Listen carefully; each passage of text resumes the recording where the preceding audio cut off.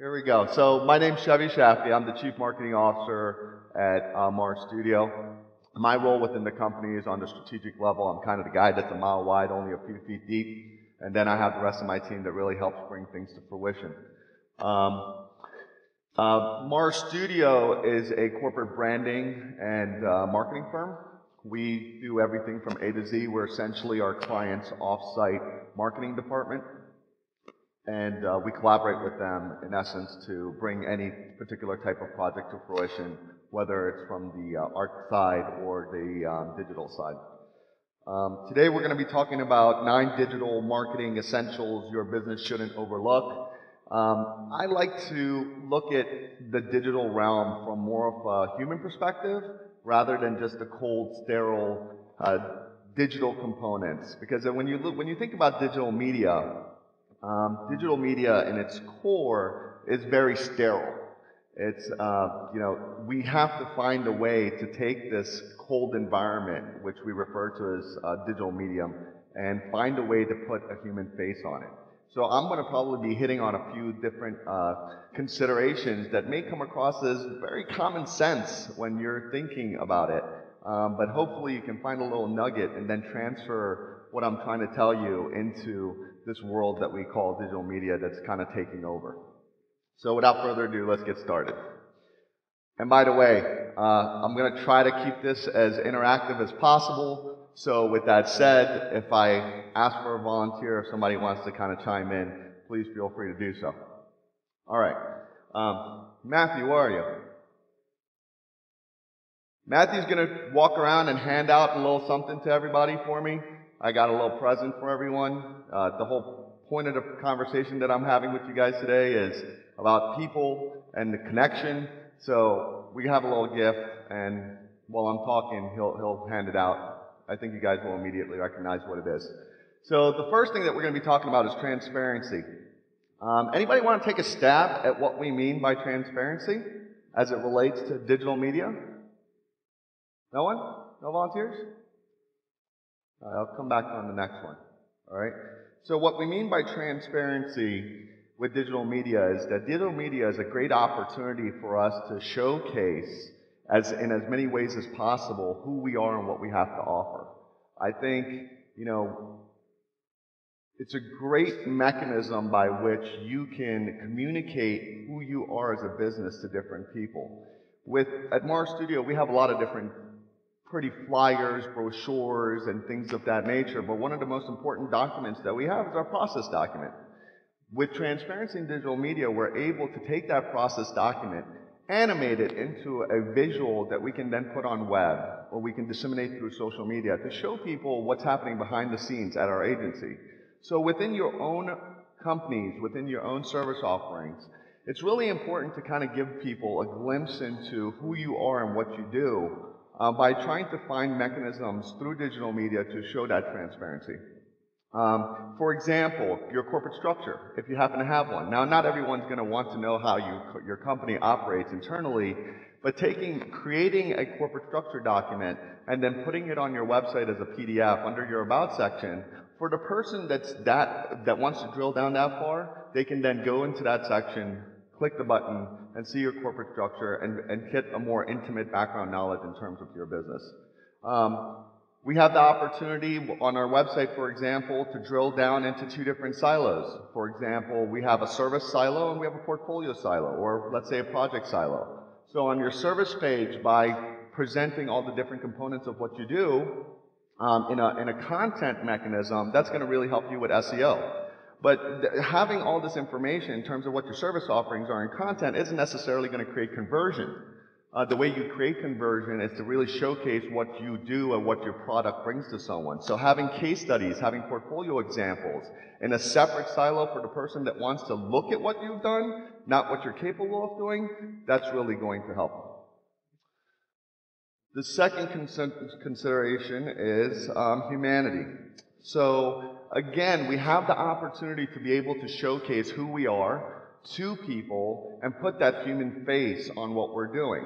So on our website, and you should all have this, there should be some sort of team page or leadership page or staff page showing people who you are and what you're about. Again, the digital realm is so cold, it's so sterile, and you have to find that mechanism by which you can connect or relate to people. And the best way that you can do that is to show your face.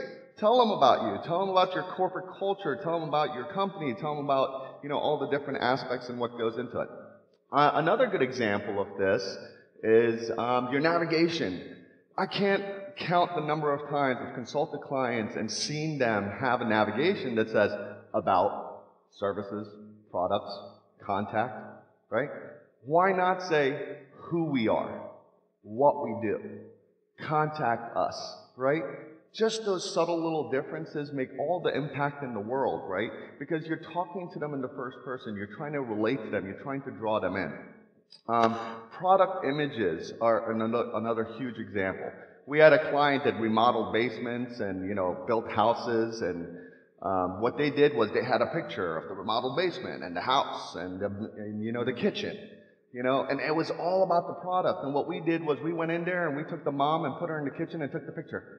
We took the family, put them in front of the house with the little kid playing in the yard and took the picture. We put the couple in the basement, right?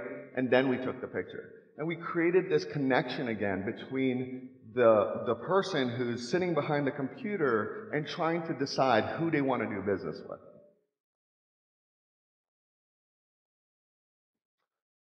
The third consideration is customer service. Any volunteers? No?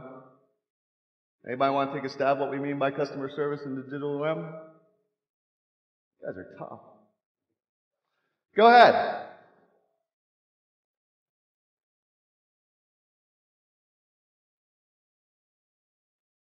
I think that's a part of it, absolutely.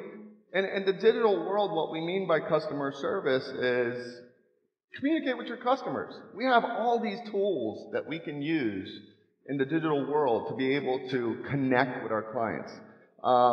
One end of it may be we have an extranet, for example. It's a portal by which any client can come to us and communicate with our staff and back and forth and back and forth. And we've created this portal so that clients can communicate directly with our team at any given moment.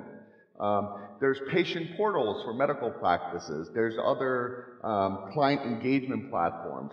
And if you have that conduit, if you have that back and forth ability with your clients, it's going to make all the difference in the world, because instead of hearing through the grapevine, they're able to communicate their problems and their considerations directly with you. There's a platform called Basecamp. I'm sure some of you have heard of it. Those type of tools are, again, great opportunities to be, even if your business is only open from 5 to 8 or 8 to 5, clients are able to engage with you through those portals at any time they see fit. I think in the medical world, that's becoming really prevalent with, patient portals as well. Fourth consideration, simplicity. So we live in a world that has a lot of noise these days.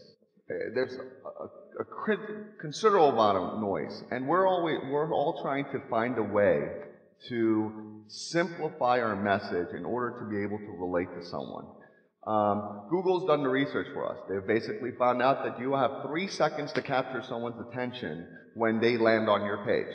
If you aren't able to do that visually, if you aren't able to do that with an elevator pitch, such as we're your off-site marketing department, which is our elevator pitch, then you're gonna lose them, and they're no longer gonna be interested to stay there and drill down into your services, finally leading to the call to action.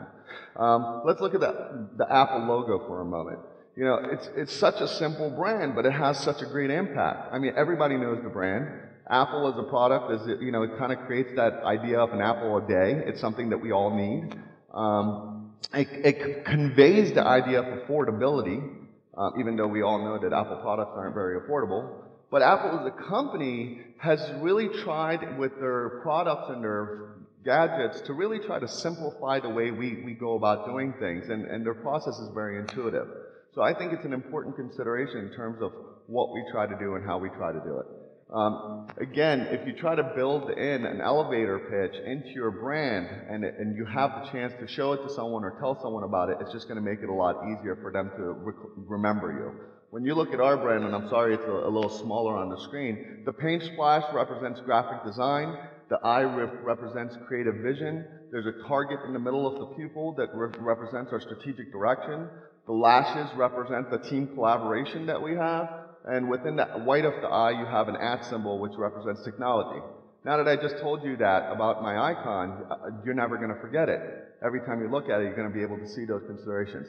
And within the digital world, a lot of times I think we get so caught up in, all the different pieces that we forget to just simplify our message and communicate to someone, something that's going to resonate with them. The fifth slide is personalization. So with personalization, I'm sure you guys are all familiar with retargeting, for example. Retargeting is the process, where somebody goes to your website, and after they land on your website, when they leave the website, let's say you're shopping for a handbag, what ends up happening is that, the next time you go onto your browser, you see that handbag you were just looking at, and an ad pops up. So there are a lot of opportunities to particularly retarget someone that's already interested in in what you have to offer. One thing that's less probably known is pre-targeting, and that's something that in the digital world is becoming more and more. In terms of ROI, it's a much better mechanism. And what pre-targeting is essentially the concept of creating a client avatar, trying to determine who your client is, identifying that client, and then pre-targeting them. And how do you go about doing that? Well, companies like LinkedIn and Facebook, have mechanisms where you can go and identify marketing directors, chief marketing officers. You can identify chief technology officers. You can actually pre-target geographic areas, demographics, where then you're basically taking that information, packaging it up, and specifically trying to go after, with a very specific message, a particular audience. In one of our examples, we were working with a database recovery company. One of the things that we found out in doing our evaluation was that the chief technology officers were looking for something referred to as a 451 report relating to this particular client. What we did was we took that particular report, we packaged it into basically a page. We put a banner on the home page and made it really readily available for someone that was coming to their website that, hey, here's that thing that I really wanted, and it's right there first and foremost. And they click it, and then they have to drill down in terms of the substance that they're being offered. 6, another consideration should be the technology. Now, a lot of times, we're all very quick to jump on the newest and technology that we can find, and just because it's there, we want to incorporate it into our business somehow. I know Aaron's not going to like me for mentioning this because I think he does it sometimes, but QR codes are one of my biggest pet peeves. I've seen this many times, and people take QR codes and they put it on their business card. And then the first time I saw that, I asked the guy, why do you have a QR code on his business card? And he turned around and he told me, well, you know what? If you pull out your phone and you snap the QR code, you'll go to my website. I was like, wow, you guys really got to go through all those steps just to get to your website. If you need, it should be a lot simpler for you to just go, say, hey Siri, open this website, or to simply type a URL to go to a site, as opposed to doing that. So sometimes people try to adopt technology and they use it in the wrong environment. A QR code would be a great, item for, let's say, a product package, and you want to get really down nitty-gritty information about the product, then you can scan the QR code. So sometimes we try to adopt technology and we use it in the wrong way. If your URL is that complex that you need a QR code to get to it, there's something wrong with your URL. So you kind of got to, again, implement that common sense approach to what you're doing. I get this in technology all the time. I get clients that come to me and say, hey, what kind of content management system do you use? What kind of e-commerce do you use? And we're telling our clients that, look, unless you're CNN, unless you're Amazon, unless you're eBay, unless you're, the Washington Post, you probably don't need an enterprise-level content management system or e-commerce solution. A lot of the out-of-the-box simple solutions are going to be perfect and robust enough. Something like WordPress has millions of dollars in R&D behind it, and it's going to probably function for about 90% of the people that are out there in terms of requiring a content management system. And people think that, hey, it's WordPress, so therefore it's a template-based site and I want something customized. That's not true. You can work with someone that's going to create you a very customizable, front site, and then tie in the content management system behind it. How am I doing on time? 5 minutes. All right, 3 more slides. I think we're good. Participation. I tried, right? I tried to get you guys to participate. It didn't really work out. You know, it's really important, you know, to get people involved with your business. Get them to become the ambassadors of your brand. Get them to talk about who you are. And one of the ways that, you know, we do this, and one of the things that you guys should be doing, if appropriate, is getting on Facebook, getting on LinkedIn, Instagram, Behance, Vimeo, YouTube, Pinterest, Google+, blog, so news posts. So again, these are great digital mediums that we can utilize to be able to create that back and forth engagement with the people that we want to reach out to. You can learn a lot from them, and you can also create tentacles. So one of the benefits to being on all these different mediums is that it actually helps your SEO ranking. You know, the more information that you can, you know, self-promote yourself and pat yourself on the back and put information out there, the more those tentacles are going to ultimately create SEO benefits as far as generating ranking.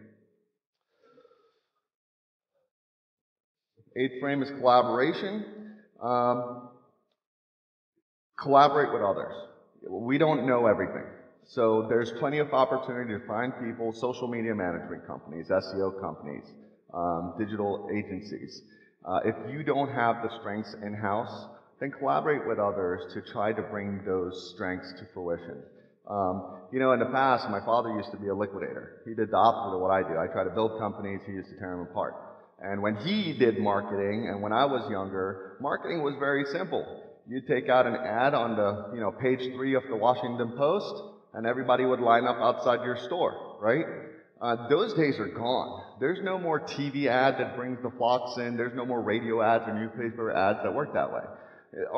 Advertising and marketing in today's world is like a conjoined octopus with like 16 tentacles. It's like you want to try to find as many tentacles in terms of your outreach as possible. Don't put all your eggs in one basket. You take a budget, you prioritize it, you split it up, and then you invest in every single silo one at a time. You're going to be doing direct mail, HTML blasts, social media engagements, pre-targeting, retargeting, banner ads. And by having the diversity in terms of your potential engagements, you're going to create a better result in terms of the ROI. Lastly, but most importantly, love what you do. I think when we love what we do, whether you're a business owner, whether it's your job, or whether it's a project that you're involved in, you're going to be 10 times as passionate about it. And that's just simply going to show. And again, use the mechanisms, the digital mechanisms that are around you to really convey that idea and to sell yourself and your business. I appreciate your time. Thank you.